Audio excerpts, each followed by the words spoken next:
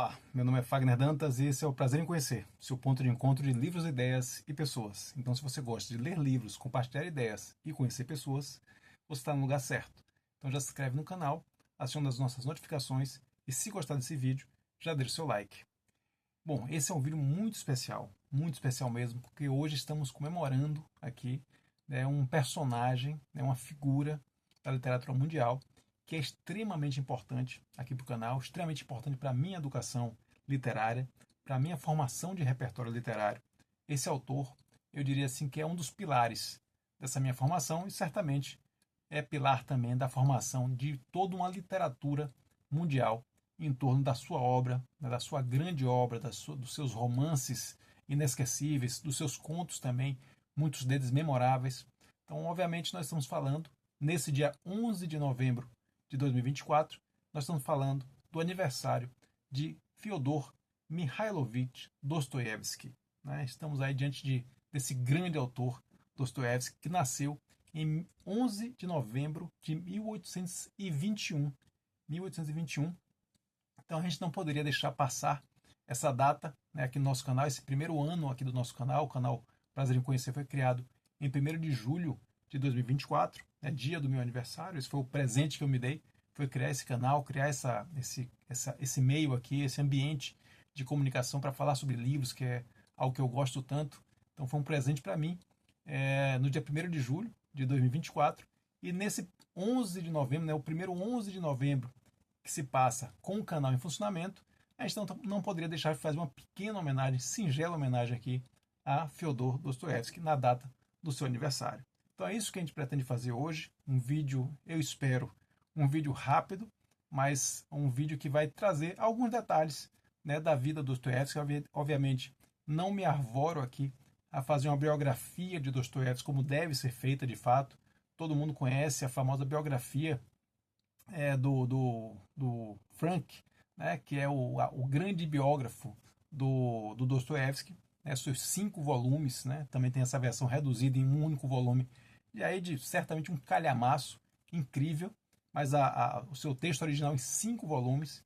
Então temos aí a biografia definitiva. Então acho que qualquer pessoa que se arvore a fazer uma biografia definitiva do Dostoiévski tem que no mínimo passar pela obra definitiva do Frank. Mas no nosso caso aqui não faremos isso, a gente não teve contato com essa obra, a gente apenas sabe da sua existência, sabe da sua importância, na descrição da vida de Dostoiévski, do contexto todo, político, social, econômico, em que o Dostoiévski se criou e em que ele evoluiu.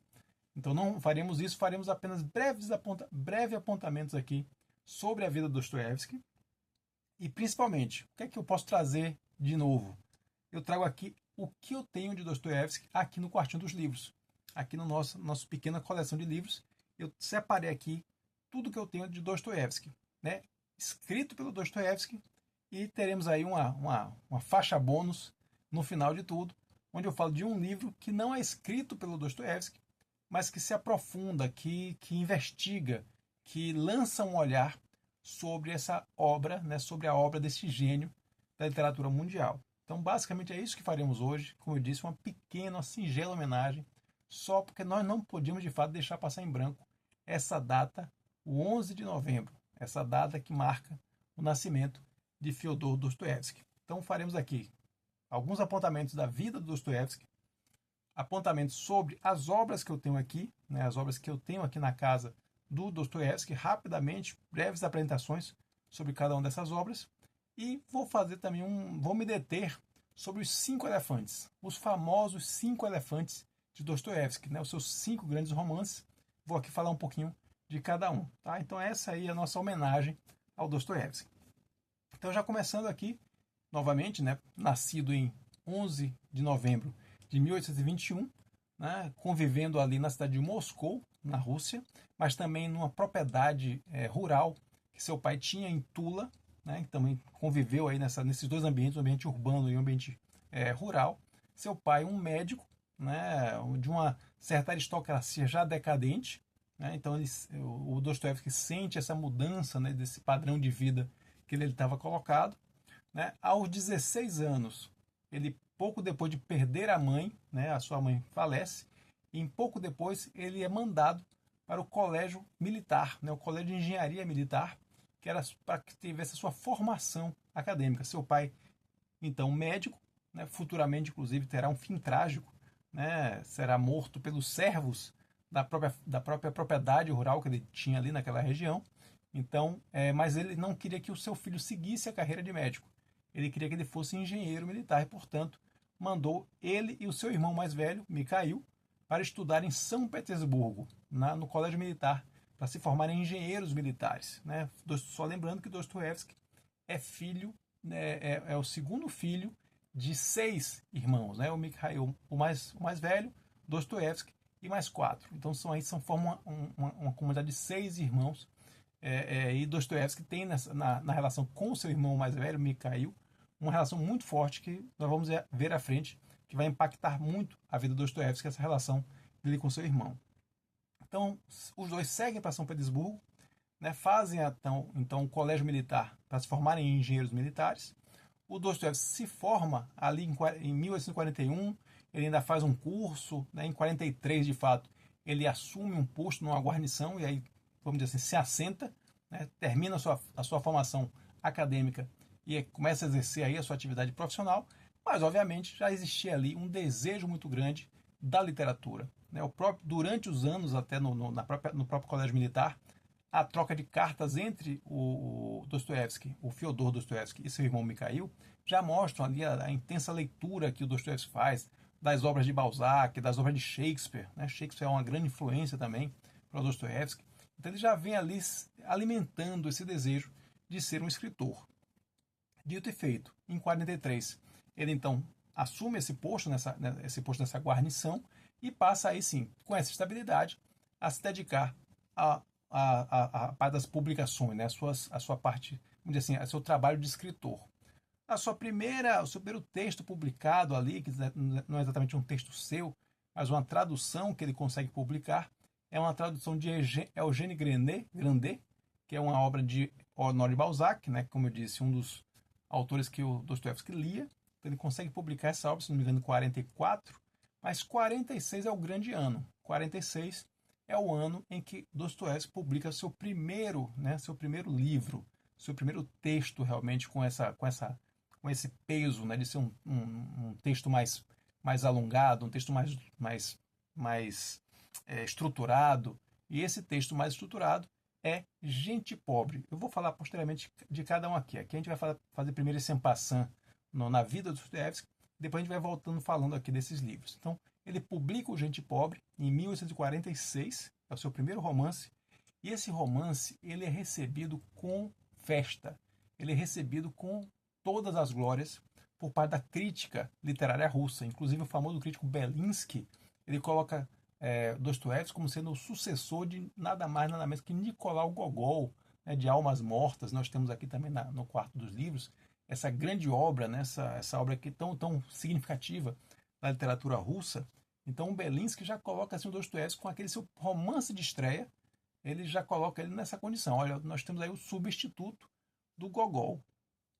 Então Dostoiévski já tinha, isso é importante colocar, um espírito um pouco pródigo, vamos dizer assim. Ele era uma pessoa que gastava mais do que recebia, né? Tinha uma relação muito complicada com a questão do dinheiro e tinha um certo ego que podia também trazer muitos problemas para ele. Então imagine uma pessoa que já tem essa condição desse ego, né, um pouco inflado, de repente é colocado aí no panteão, né, das grandes promessas literárias da Rússia. Então isso cai muito mal para ele, né? Ele se coloca aí, vamos dizer assim, sobe nas nuvens, e aí tem a grande decepção, o famoso segundo livro, né? O segundo disco, o segundo filme.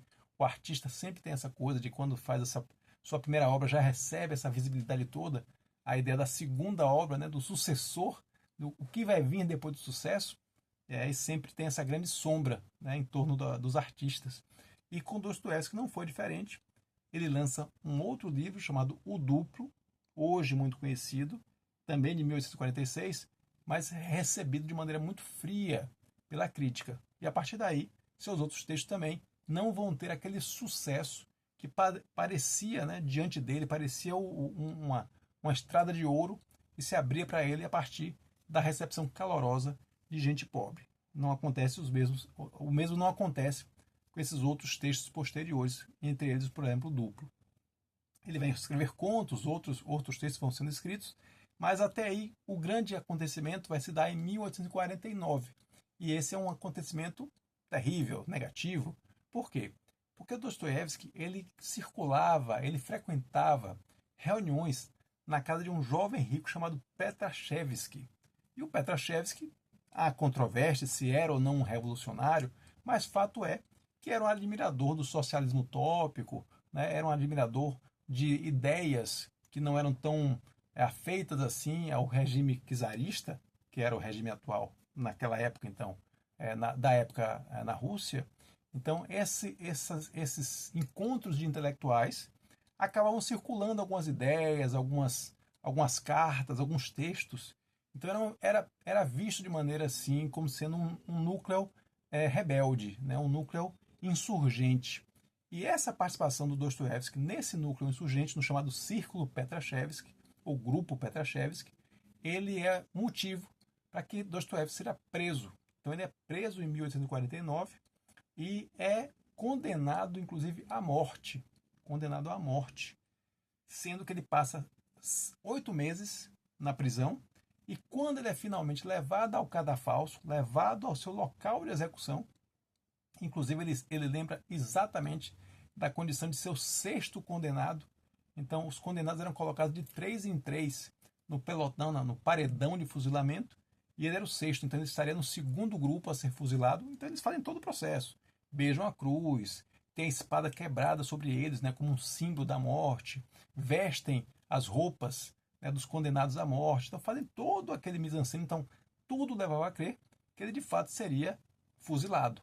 Então os 3 primeiros chegam a ser colocados no paredão, mas antes de serem, né, atingidos, antes de ser dada a ordem fatal, eles recebem a notícia de que sua pena de morte foi comutada para prisão e trabalhos forçados na Sibéria. Então, no caso do Dostoiévski, 8 anos de trabalhos forçados na Sibéria, que posteriormente serão reduzidos para 4 anos. Então, Dostoiévski vai para esse período siberiano, né? Esse que é uma marca muito forte do seu processo de formação. Então, se costuma dizer que existe um Dostoiévski pré-Sibéria e um Dostoiévski pós-Sibéria, e que isso teria mudado bastante, né, a personalidade, né, os sentimentos, as reflexões, as percepções do próprio Dostoiévski. De fato, encontramos ali algumas mudanças muito perceptíveis, né? A própria relação com a religiosidade, ela tem uma mudança que, né, há um comentário geral nesse sentido de que Dostoiévski se torna uma pessoa muito mais ligada à questão religiosa a partir do seu contato com a espiritualidade naquela condição extremamente complicada, extremamente crítica de estar preso, né, na Sibéria. Então isso leva ele a fazer uma outra reflexão, fazer algumas avaliações da sua vida, e há essa conexão aí com a religiosidade. É um dos aspectos que mudam quando ele sai da Sibéria. Mas fato é que é comum se colocar isso, né? Existem as obras que foram várias, não só Gente Pobre e o Duplo, mas também muitos contos. Nós falaremos aqui um pouco desses contos, né? Porque temos uma coletânea aqui. Então, muitos desses contos, muitos desses textos, desses romances, eles tinham um aspecto, tinham características mais, vamos dizer assim, menos maduras, e que essas características da maturidade de Dostoiévski, da sua obra, vão aparecer muito nesse chamado período pós-siberiano, né? Depois dessa experiência traumática que foram esses anos de prisão lá na Sibéria. Prisão e trabalhos forçados, né? Não vamos nos esquecer. Então, então ele é preso em 1849, vai ter a sua condenação, vai ter sua pena de morte comutada para prisão, para trabalhos forçados na Sibéria, inicialmente por 4 anos, inicialmente por 8 anos, e depois transformado em 4 anos. Então ele sai da prisão em 1854. Em 1854, só detalhando aqui, que nós já tínhamos colocado, 1854, exatamente. Então ele sai da prisão em 54 e ele se casa, então, com uma viúva, Maria Isseieva, né? Issaevna. Ele se casa, então, com a Maria em 1857, uma viúva né, que dá a ele talvez aí uma condição de vida, né, um pouco melhor. E em 61 ele vai ter aqui uma primeira experiência num campo mais jornalístico, né? Inclusive vai ser uma experiência muito bem sucedida. Ele vai, junto com seu irmão, criar uma revista, né? A revista Vremia, que seria Tempo em russo. E essa revista ela tem sucesso, ela alcança um sucesso significativo, e ele passa a ter aí uma condição financeira boa, inclusive viajando para o exterior, fazendo sua primeira viagem para o exterior, para a Inglaterra, em 1862, e vendo ali tanto o apogeu da sociedade industrial, né, do que se conseguia fazer, o dinheiro que se estava gerando ali com a sociedade industrial, mas ao mesmo tempo tendo contato também com a pobreza e com a miséria a que eram expostos aqueles que alimentavam a sociedade industrial, que alimentavam a máquina industrial. Então, esse contato, tanto com a riqueza ou opulência da sociedade industrial inglesa, quanto também a miséria dos subúrbios e dos bairros operários da Inglaterra. Então, esses contrapontos, esses dois opostos, têm um peso muito grande, têm um impacto muito grande sobre Dostoiévski. Fato é que o sucesso da Vremia, dessa revista que ele criou com o seu irmão, vai gerar aí um certo medo, um certo temor por parte das autoridades, sendo que a publicação já estava alcançando aí sucesso, né? Estava se tornando uma voz importante dentro do debate público. Então, consequentemente, o governo viu ali uma certa ameaça e resolve suprimir a revista, acaba com a revista. Então, isso em 63.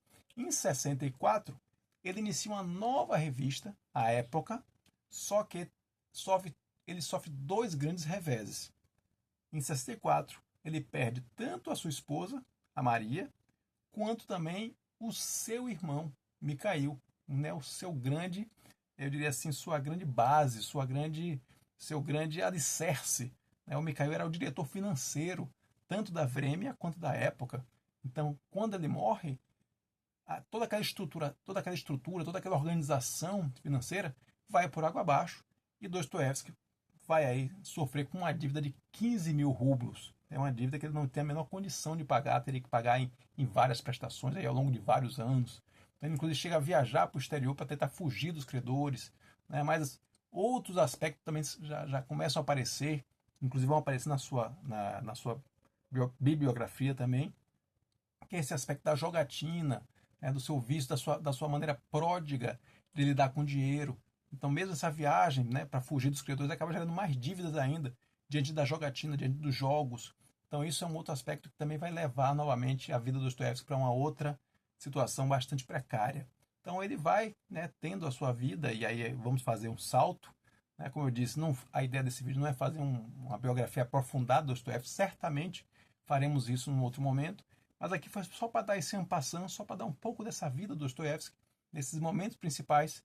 E aí, como a gente vai entrar agora em uma produção, né, a partir de 64, ele já começa a produzir muitos dos textos que eu vou aqui comentar com vocês. Então, para comentar mais os textos, eu já pulo para aí sim, né, já comentar da morte dele, né, que morre com um rompimento de uma artéria pulmonar.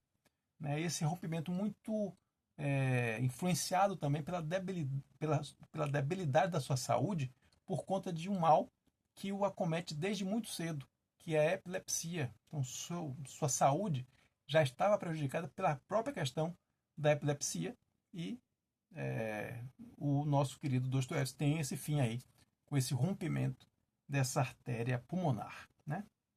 Então, fechando aqui, como eu disse, uma rápida, uma passagem panorâmica aí com relação à vida do Dostoiévski, e vamos agora falar um pouco do que talvez seja o seu grande legado, né? Mais do que a sua vida material, o seu grande legado, certamente, suas obras.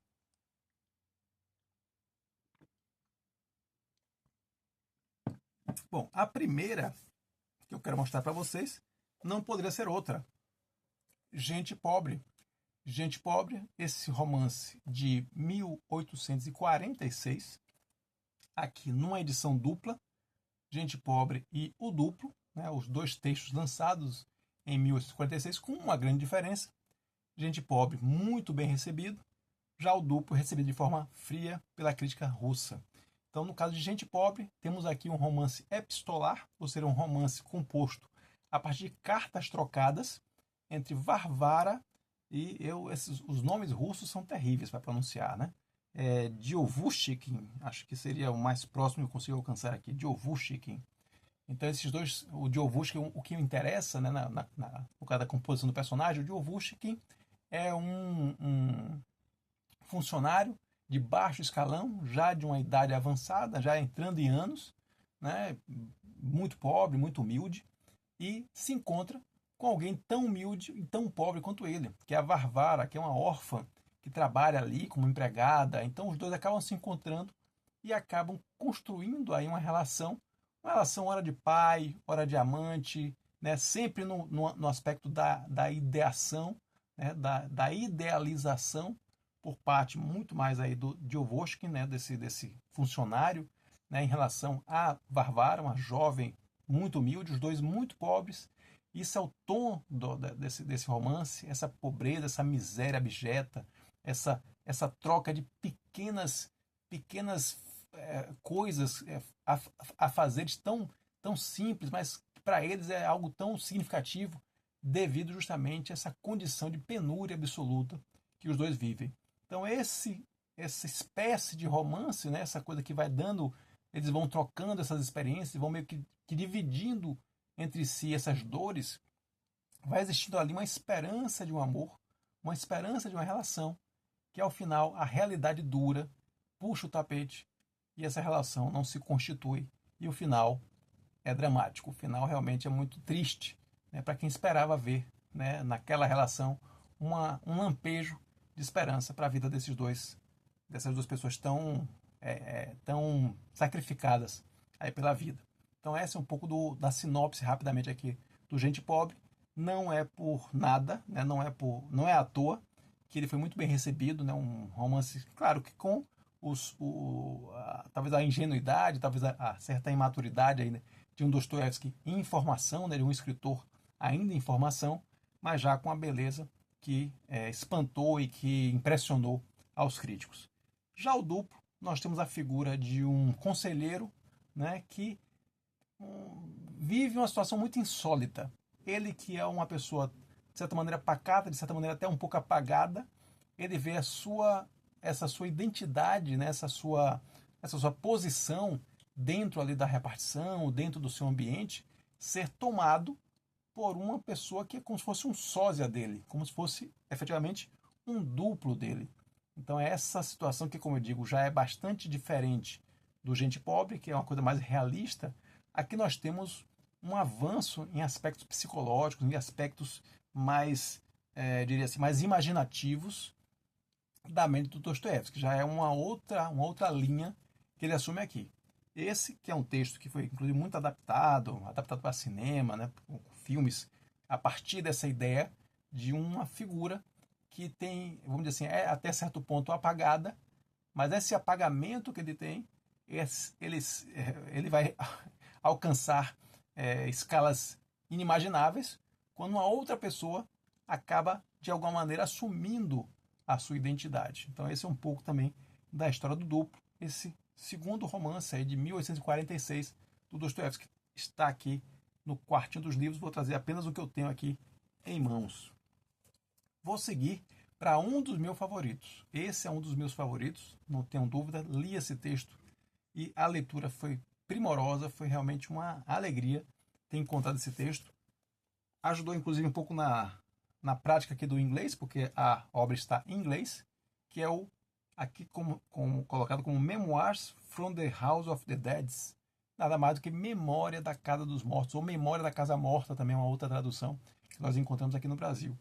Então, o Memórias da Casa Morta, ou Recordação da Casa dos Mortos, é um relato de um personagem, né? Não é um texto autobiográfico, né? Não é Dostoiévski falando sobre a sua experiência na Sibéria, mas, obviamente, há ali muitos elementos, né, que foram colhidos, ou que foram imaginados, ou que foram semeados na mente do Dostoiévski a partir da sua experiência real na Sibéria. Então aqui temos um personagem, né, um personagem que não é o Fyodor Dostoiévski, e que é o elemento central, é o protagonista dessa obra, e que vai vivenciando ali várias situações, várias peripécias, questões desde as mais violentas até aquelas mais singelas, né, para mostrar como o ambiente, esse ambiente, né, que a priori seria tão terrível da prisão siberiana, ela consegue ainda revelar aspectos terríveis dos homens, mas também aspectos singelos, aspectos que mostram que existe uma esperança para a redenção daqueles condenados que ali estão. Então temos aqui um romance esplendoroso. Esse aqui realmente foi uma das grandes leituras de Dostoiévski que eu fiz. Não é o meu Dostoiévski favorito, mas certamente está ali no top 5 Recordações da Casa dos Mortos. E aqui tem uma descrição, tem uma cena que é até hoje citada como exemplo da capacidade esplendorosa do Dostoiévski de fazer descrições de situações, de lugares, de eventos. Então aqui temos a famosa cena do banho, né, da casa de banho lá na prisão, e como isso é descrito e como isso é colocado, e até hoje essa cena aqui desse livro é citada como uma das grandes cenas já escritas pelo Dostoiévski e certamente uma das grandes cenas já escritas na literatura mundial. Seguindo adiante, temos talvez um dos grandes... Essa aqui eu falei, né? Casa dos Mortos de 1862. Seguindo, em 1864, ano terrível para Dostoiévski, né? Ano que ele perde a sua esposa, né? A Maria, e perde o seu irmão, Mikhail. Mas ele escreve um dos seus grandes textos, né? Um dos seus textos assim, mais conhecidos e mais marcantes. Nada mais, nada menos que Notas do Subterrâneo, também conhecida como Memórias do Subsolo, Notas do Subsolo. Então, o famoso Notas, aqui no meu caso aqui, Notas do Subterrâneo. Esse romance relativamente curto, mas extremamente impactante, porque revela, de fato, a dor e o sofrimento existencial do homem moderno. Aqui temos um personagem anônimo, um personagem que não tem nome, e não só não tem nome no sentido de se identificar, mas não tem nome, é um anônimo, inclusive, de maneira na sua existência. É alguém que não que está perdido, que está buscando se encontrar, que está buscando se agarrar em algo, encontrar referências para poder construir a sua própria identidade. Então temos aqui aquela frase tão marcante na literatura mundial, né? Sou um homem doente. Então o livro já começa com essa frase, já começa colocando esse personagem principal nessa condição de perdido, né? de alguém que está sem conexões, sem laços, sem amarras. Amarras que, por um lado, se limitam à vida humana, por outro, também lhe dão referências, lhe dão suporte, lhe dão uma estrutura na qual esse homem possa viver. Então aqui temos um personagem que está à deriva da existência. Então, interessante que esse romance ele é dividido em duas partes. Então, a primeira parte é esse grande monólogo, muito existencial, muito filosófico. Só essa primeira parte já caberia discussões por léguas e léguas e léguas. Muita coisa foi produzida aí em termos de pesquisa sobre os notas do subterrâneo. E a segunda parte já é uma parte, eu diria até que é mais tradicional, ela é mais linear, ela tem uma narrativa mais regular. Mas, de qualquer forma, o livro como um todo é uma peça de denúncia dessa perda de identidade, dessa perda de referências do homem moderno. Então temos aqui um texto simplesmente basilar da literatura mundial. Notas do Subterrâneo, de 1864. Seguindo aí, temos um texto também que não é autobiográfico, né, de maneira explícita, mas certamente revela muito da personalidade do Dostoiévski, do homem Dostoiévski. Estamos falando aqui da obra de 1867, O Jogador. Aqui nós temos uma figura, né, que é meio que um preceptor de uma família que tem que lidar com as peripécias de uma família que está à beira da falência e que se envolve aí num lugar, até o nome é uma cidade fictícia, né? Roleteburgo, de rolete, de roleta, né? De cassinos.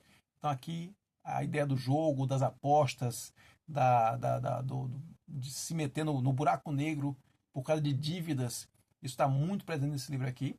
É quase um policial, quase uma investigação. Tem duas figuras aí que meio que estão dando um golpe na família, da qual esse nosso personagem principal é o preceptor. Então tem muita coisa interessante, mas o elemento que realmente chama a atenção é esse elemento do jogo, da jogatina, da perda de dinheiro, da perda de fortunas por causa do jogo. Então temos aqui, de alguma maneira, para alguém que ficou conhecido, né, que a sua personalidade ficou conhecida por ser alguém pródigo, alguém que não sabia lidar com dinheiro e que se envolvia com jogatina, não é à toa que o jogador é também reconhecido como um romance com fortes elementos biográficos aí também do nosso querido Dostoiévski. Esses aqui são os textos que eu tenho em separado, né, do Dostoiévski, e eu tenho algo muito especial para mim também, que é parte, eu vou ter um outro volume dessa coleção aqui, essa coleção fantástica da José Olímpio, que reuniu toda a obra de Dostoiévski, né? Fez vários volumes reunindo todos os textos que o Dostoiévski produziu. Então, esse aqui é um dos volumes que reúne alguns desses textos, alguns desses contos pelos quais o Dostoiévski ficou conhecidíssimo. Tenho aqui essa edição da José Olímpio, vou ter também uma outra aqui, um dos nossos 5 elefantes, está também nessa coleção aqui de obras completas, do Dostoiévski. Aqui eu tenho algumas histórias, alguns contos, anotei aqui, o Senhor Prohatchin, de 1846. A maioria dos contos que estão aqui são contos pré-siberianos, são contos anteriores à prisão do Dostoiévski, e não por acaso um dos contos, o único conto posterior à fase siberiana, já de 1859, é o meu favorito dessa coletânea. Então aqui, como eu dizia, temos o Senhor Prohatchin, de 1846, né? Um romance em 9 cartas, de 1847, Noites Brancas, famosíssimo, né? Famoso romance, né? Famosa novela, né? Um conto um pouquinho mais longo, mas Noites Brancas, muito conhecido, está aqui também, de 1848. Como é que é esse aqui? Esse aqui me surpreendeu. Vou até usar o óculos para ver se eu consigo identificar esse aqui. Um Coração Fraco. Um Coração Fraco, de 1948. O Puljulkov, de 1848 também. Outro dos contos que estão aqui. Puljulkov. E O Heróizinho, de 1949. E aí sim, esse que é o meu conto favorito desta beleza aqui, dessa coletânea de contos, que é A Aldeia de Stepanitikovo e Seus Moradores. Fantástico, fantástico, fantástico conto, com um dos personagens mais hilários e mais memoráveis de Dostoiévski. Nada mais, nada menos que Fomar Fomitch, que era um mordomo, né, vamos dizer assim, uma espécie de chefe maior de uma grande casa, de uma grande mansão, mais um servo, só que esse servo se ousava a ser quase que um tirano dessa casa. Então é muito engraçado ver essa figura, né, que teoricamente seria um mordomo, mas um mordomo que se coloca assim como o grande senhor da casa. Então muito esse personagem é riquíssimo, engraçadíssimo, cheio de tiradas fantásticas. Então esse certamente é o conto que ficou mais na minha mente aqui, que eu não esqueço, que assim coloco entre os melhores que eu já li de Dostoiévski em termos de contos, é A Aldeia de Stepanitikovo e Seus Moradores. Fantástico, fantástico, fantástico conto. E finalizando aí, né? Finalizamos aqui os nossos textos isolados, nossa coletânea de contos aqui do Dostoiévski, para aí sim entrar, já indo para o final do nosso vídeo, entrar aqui nos famosos 5 elefantes. Os 5 elefantes são os 5 grandes romances de Dostoiévski. E esses romances, esses 5 grandes elefantes, começam com talvez a obra mais conhecida de Dostoiévski, ou uma das, né? O último desses 5 elefantes também é muito conhecido, também se coloca aí certamente como um dos textos mais conhecidos de Dostoiévski. Mas esse certamente é o que a gente chama de meter o pé na porta. Aqui Dostoiévski de fato entrou de vez no radar da literatura mundial. Eu falo, obviamente, de Crime e Castigo, de 1866. Fantástica, fantástica, fantástica história. Nós temos aqui Raskolnikov, esse personagem magnífico. Rodion Raskolnikov, Rodia, como era também conhecido, né, esse apelido. Os apelidos aqui, né, são vários os apelidos dos personagens. Aqui os personagens têm 2, 3 nomes diferentes. Então aqui nós temos Rodia Raskolnikov. Esse personagem fantástico, esse personagem intrigante, angustiado, né, ansioso, que se vê diante das consequências mais terríveis dos seus atos, né, do seu complexo Napoleão. Então tem muita coisa nesse texto, já li esse texto. Esse é um dos poucos livros que eu posso dizer aqui que já li mais de uma vez. Inclusive, a segunda leitura foi feita com a psicóloga, escritora Maria Camila Moura. Foi a minha primeira experiência com a Maria Camila como leitura dirigida. Inclusive, nós vamos voltar a fazer isso agora. Vou fazer só um parênteses aqui no Dostoiévski, para lembrar que nós estamos no nosso ciclo Kafka. Nós já colocamos 2 vídeos, primeira parte e segunda parte, da biografia do Franz Kafka, do Gênio de Praga.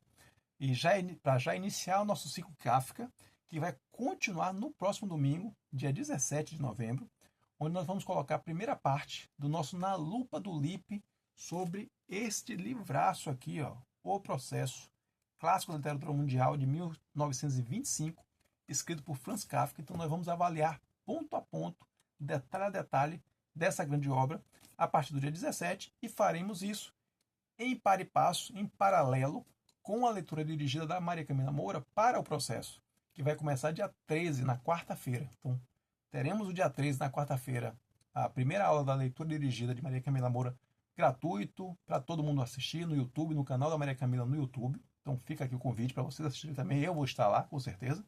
Então, vamos assistir dia 13 e dia 17 eu solto o meu vídeo, já com a nossa análise detalhada, investigativa, esmiuçada da primeira parte de O Processo. Então teremos aí Franz Kafka por bastante tempo aqui no canal. Fechando parênteses, então fiz apenas a leitura de maneira, né, sem tanto apuro, sem tanto uma leitura ainda muito ingênua, muito escorreita, muito linear, né, sem tantas paradas, sem tantas minúcias. E depois, lendo com a Maria Camila, obviamente, mudou completamente a minha forma de leitura, mudou completamente a minha interpretação desse texto. E ele ganhou uma dimensão extremamente qualificada dentro do meu repertório de leitura. Então aqui temos, como eu disse, o Raskolnikov, mas temos também outros personagens fantásticos, como o Razumikin, esse grande amigo, né, esse amigo tão fiel do Raskolnikov, o Razu. Né? Temos também a Sônia, essa personagem, né, que mostra assim, de uma pureza, de uma inocência, né, tão grande, mas de uma força espiritual também muito grande. Temos aí o Svidrigailov, né, esse personagem também odiento, esse personagem que mexe com a gente, né, mexe com nossos ódios internos também. Temos aí a irmã, né, do Raskolnikov, a Dunya, né, também, que é outro personagem fantástico. Né, tem sempre aquela tensão, será que vai rolar o casal Razumikin e Dunya? Isso é uma coisa que a gente fica torcendo aí ao longo do livro também. E tem, claro, um personagem inesquecível, o Porfiri, esse policial que vai apertando o cerco ali contra Raskolnikov. Então, um livro magnífico, fantástico, 1866, Crime e Castigo, o primeiro dos elefantes de Dostoiévski, e certamente já começou com um pé muito direito, já começou de maneira esplendorosa com esse seu grande romance aqui. Mas um grande autor não fica apenas num grande romance, ele vai se superando, né, nas suas várias obras. E para mim não foi diferente quando eu me deparei com O Segundo Elefante, de Dostoiévski, de 1869. O Idiota. Fantástico. Inclusive eu comentava do Memórias, Recordação da Casa dos Mortos, que é um dos meus favoritos. Este aqui é o meu Dostoiévski favorito. O Idiota. A história do príncipe Mishkin, essa mistura de Dom Quixote com o Pangloss do Voltaire, né, do Cândido otimista. Então temos aí aquela figura assim idealista, que vê tudo o lado bom, que tenta enxergar sempre a bondade da humanidade. E como essa figura, quase um Jesus Cristo reencarnado, ele se vê diante da perversidade e da crueldade do mundo real ao seu redor. Mundo esse formado por personagens magníficos, como essa mulher, que talvez seja a mulher de Dostoiévski, a mais esplendorosa, a mais exuberante, a que arrebata os corações, que é a Natasha Filipovna, fantástica personagem, que vai ter um destino trágico, né, numa das cenas mais bem escritas, numa das cenas mais memoráveis da literatura mundial, o final de O Idiota. Né, quem chegou no final, quem viu esse final, é simplesmente inesquecível.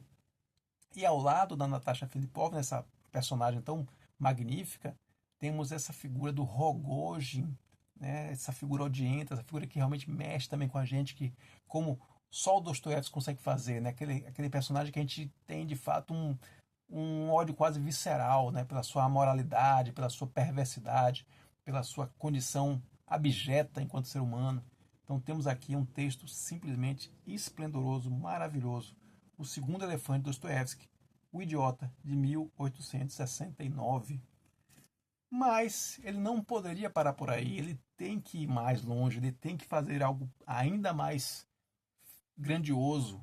E ele segue nessa toada. Ele vem aí em 1872 com essa pedrada aqui chamada Os Demônios, de 1872. Esse que eu estou lutando aqui com ele, também está numa versão também em inglês, mas vou conseguir acabar com esse elefante aqui também. Estou aqui já na metade, tá vendo? Já estou aqui na metade. Vamos seguir. Se a gente não conseguir finalizar em 2024, vamos finalizar em 2025. Mas não vou desistir de ler essa peça magnífica, esse texto fantástico aqui. E aqui nós temos uma dupla, que eu posso dizer assim, uma dupla do barulho, né? Temos o Piotr Verhovensky e o Nicolau Stavogrin, né? Então, os nomes russos sempre me deixam aí com o entorta-língua, vamos dizer assim. Mas o Piotr e o Nicolau, essa dupla do barulho, essa dupla que quer levar até as últimas consequências as suas teses revolucionárias e viram de ponta cabeça, né, aquela pequena vila, aquela vila rural, aquele pequeno distrito distante das grandes capitais. Isso me lembrou muito quando eu vi aqui a biografia do Dostoiévski, aquela propriedade que eles tinham em Tula, né, aquela propriedade na área rural, né, fora de Moscou. Então, a maioria dos eventos aqui se passa justamente nesse distrito que fica afastado do grande centro, e ali meio que um microcosmo onde todo mundo se conhece, né, onde os dramas são compartilhados de muito perto, né? E aí nós temos essa chegada dessas duas figuras grandiosas, né, inteligentíssimas, mas ao mesmo tempo capazes de tudo para levar as suas teses revolucionárias às últimas consequências. Livro também excepcional, fantástico. Quero futuramente falar desse livro já com conhecimento de causa, né? Li metade dele, um pouco do que eu estou falando aqui é realmente a minha leitura aqui desse livro, mas quero chegar ao final para entrar no detalhe. Amanhã, depois, quem sabe, fazer até na lupa do Lippe sobre essa obra magnífica, O Terceiro Elefante, de 1872, Os Demônios.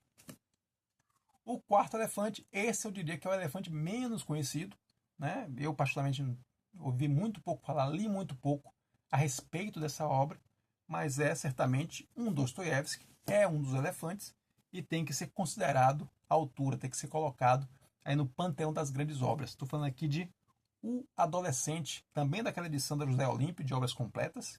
Então, O Adolescente, de 1875. Aqui nós temos a história do Arcade, né? Um jovem, um filho bastardo de um proprietário de terras que vai fazer de tudo aí para subir, para ascender na escala social, né, da sociedade russa, né, e vai fazer aí, vai usar de todas as artimanhas para poder ascender aí, para poder ter aí seu reconhecimento, colocar uma pá de cal na sua origem humilde e conseguir aí ser uma grande figura dentro do círculo do Grand Monde russo, né? Então temos aqui certamente um calhamaço, tem muita história para contar e eu vou ficar aqui bastante ansioso quando puder me debruçar sobre essa grande obra, mais O Quarto Elefante, de Dostoiévski, O Adolescente, de 1875. Aí você me pergunta, depois de Crime e Castigo, depois de O Idiota, depois de Os Demônios, eu não vou nem colocar O Adolescente, porque é um texto menos conhecido, mas tanto Os Demônios quanto principalmente O Idiota e Crime e Castigo são super conhecidos, são super consagrados. O que poderia vir depois de tudo isso? O que poderia vir depois de tantos textos magníficos? O texto que coroa a grande trajetória literária de Dostoiévski. Para muitos, o seu melhor romance, para muitos, um dos melhores, se não o melhor romance da literatura mundial já escrito. Eu falo aqui de Os Irmãos Karamazov, de 1880. Essa é a obra derradeira, a obra madura, a obra definitiva de Dostoiévski. Aqui nós temos esse personagem também odioso, esse personagem também que mexe com os nossos instintos mais primitivos, que é o Mikhail. Mikhail, agora me pegou aqui, só corrigindo para não passar a informação errada. O Fyodor Karamazov, que é o pai da família Karamazov, né? Essa figura em torno do qual os seus filhos giram, né?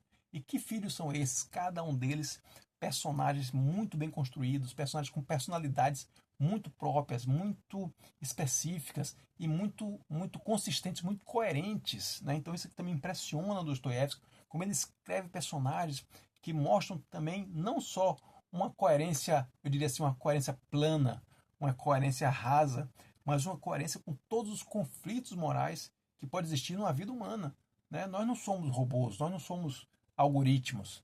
Nós somos pessoas que têm pensamentos, que têm instintos, que têm reações diferentes.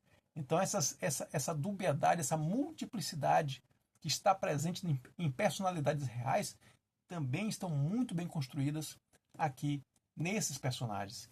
E, para citar apenas aqueles mais significativos, nós temos, além do próprio Fyodor Karamazov, que é o pai da família, que é o que vai gerar, de certa forma, que é o que vai estar, que é o objeto, inclusive, do próprio, né, não vou entrar em spoilers aqui, ainda que seja um texto do século XIX, mas a figura do pai é a figura central, né, do ato, o ato capital desse livro aqui, está no entorno, né, tem como objeto a figura do pai, do Fyodor Karamazov.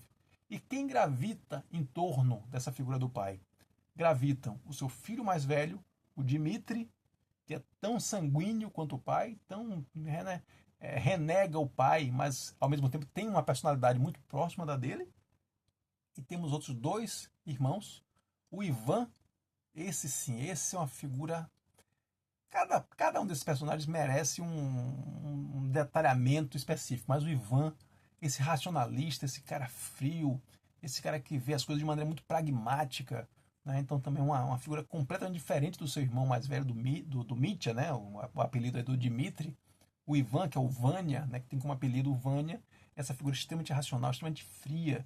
E ao lado dele, o mais jovem, o Alexei, o Alyosha, que é esse jovem totalmente dedicado ao mundo espiritual, ao mundo da espiritualidade, ao mundo aos ensinamentos do seu grande mestre, né? O Starets, que é o Zosima. Então, essa figura fantástica que é o Alyosha. E, além desses três filhos e desse pai que centraliza, né, em torno do qual as ações se processam aqui, nós temos uma outra personagem, um agregado, o Smirdiakov. E que esse Smirdiakov vai ter um papel fundamental no desfecho dessa obra magnífica. Essa obra que encerra de maneira fantástica, com chave de ouro, a carreira brilhante, a biografia brilhante de Fyodor Mikhailovich Dostoiévski, né? Então, maravilhoso livro. Então, gente, esses foram os 5 elefantes, falando um pouquinho também, além dos 5 elefantes, do que a gente tem aqui no quadro dos livros, e uma pequena, rapidíssima, panorâmica biografia do nosso aniversariante, do nosso homenageado. Não, como eu disse, não poderia deixar passar essa data sem prestar essa pequena homenagem a Fyodor Dostoiévski. E como eu disse, tem aqui a faixa bônus, além do que eu mostrei aqui de livros produzidos, né, de textos de autoria do Dostoiévski, não posso deixar de falar para vocês de outro que eu tenho aqui no nosso quartinho dos livros, que para mim foi uma peça fundamental na construção do meu pensamento sobre Dostoiévski, na construção da minha reflexão sobre Dostoiévski.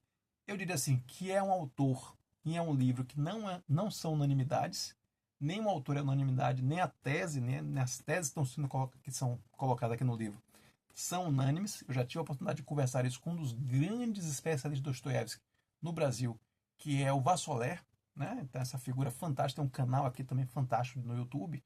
E numa das aulas com a Maria Camila Moura, o Vassoler fez parte, né, dessa aula ao vivo, e eu fiz questão de perguntar o que ele achava desse livro aqui.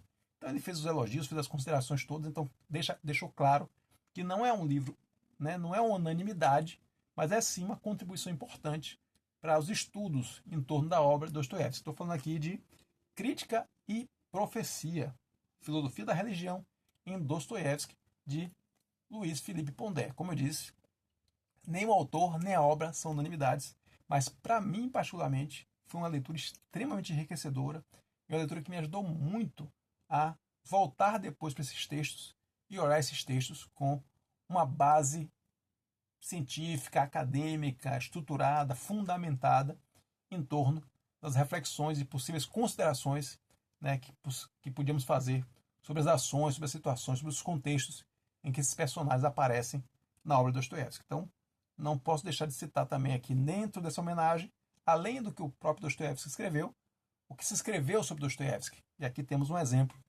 também que, na minha opinião, particularmente, modestamente, é uma contribuição muito boa para quem quer se aprofundar, estudar cada vez mais esse grande autor, esse infinito autor que é Dostoiévski.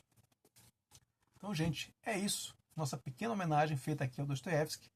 Inclusive, coincidência ou não, né, para quem acredita em coincidências, mas com esse vídeo, que é um vídeo tão especial, tão querido, né, tão, assim, queria tanto fazer esse vídeo por questões assim, mais pessoais do que até de mostrar ou de fazer alguma coisa mais acadêmica. Esse, de fato, era um vídeo muito pessoal para mim, fazer um vídeo sobre Dostoiévski no aniversário de Dostoiévski. E, coincidência ou não, não acredito nelas, hoje, com esse vídeo, esse é o 24º vídeo aqui do canal Prazer em Conhecer Lipe, seu ponto de encontro de livros, ideias e pessoas. Esse canal começou de maneira muito, né, muito sigela, muito humilde, né? Se vocês virem aqui o que tem de equipamento aqui é quase nada, mas começou de maneira muito humilde, mas assim muito carinhosa, muito empolgada, né, no desejo que eu tinha de compartilhar essas minhas experiências de literatura, de leitura. Então começamos com uma meta de entregarmos ao final de um ano, né, em 1º de julho de 2025, ele nasceu em 1º de julho de 2024, em 1º de julho de 2025 teremos aí produzido, entregues, colocados aqui no YouTube, pelo menos 48 vídeos, ou seja, as 48 semanas que constituem um ano. Então, como nossa meta final é 48 vídeos, chegamos aqui com este vídeo sobre Dostoiévski, chegamos em 24, chegamos na metade da meta. Então, não deixa de ser também um marco importante aqui pra gente no canal, um canal que tem uma vida tão curtinha, mas que pra mim, pelo menos, já me deu enorme prazer com várias situações.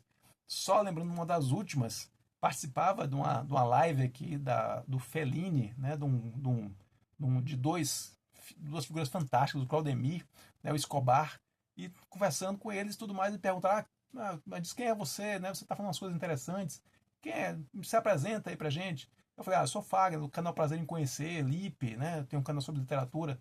E o Claudemir me surpreendeu. Não, o canal Prazer em Conhecer? Já conheço, já vi alguma coisa sua, já vi vídeo lá, você é um cara interessante, tem boas contribuições lá. Poxa vida. Para quem começou um canal de maneira tão modesta, tão despretensiosa, foi uma grande surpresa, entre as várias surpresas agradáveis, as várias felicidades que o canal Prazer em Conhecer Lipe tem me dado. E espero também, de alguma maneira, que dê a todo mundo que, de alguma maneira, foi tocado por esse canal. Tá certo, gente? É isso. Lembrando que para mais papos sobre livros, tem lá na nossa conta no Instagram, o @Prazer em Conhecer Lipe. Então segue a gente lá no Instagram também, no @Prazer em Conhecer Lipe. A gente tem sempre nossos vídeos matinais de segunda, quarta e sexta, para você já começar seu dia com o poder da leitura à sua disposição. Além disso, tem o nosso canal no YouTube, então já se inscreve aqui no canal do YouTube, já deixa o seu like nesse vídeo, que ajuda o vídeo também, e segue a gente aí nessa nossa trajetória de levar a literatura para cada vez mais pessoas. É isso? Esse é o nosso grande objetivo, gente. Tá certo? Então, como sempre, obrigado pelo seu tempo e lembre-se, a busca nos une. Um abraço.